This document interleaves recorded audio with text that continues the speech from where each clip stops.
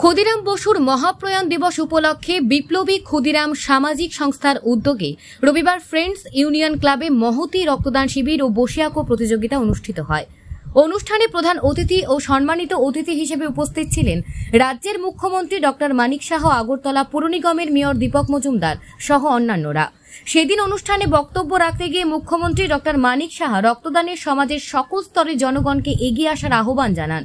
তিনি বলেন, রাজ্যের ব্লাড ব্যাংকগুলিতে রক্তের সংকট রয়েছে, একমাত্র রক্তদানের মধ্যে দিয়ে এই সংকট পূরণ করা সম্ভব।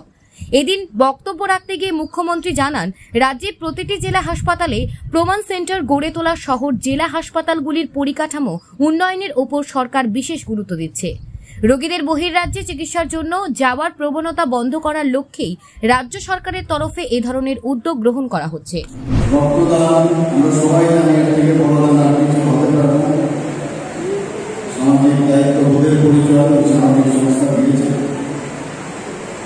রক্তের প্রয়োজন যে কোনো সময় হতে পারে এবং আমাদের ব্লাড ব্যাংকে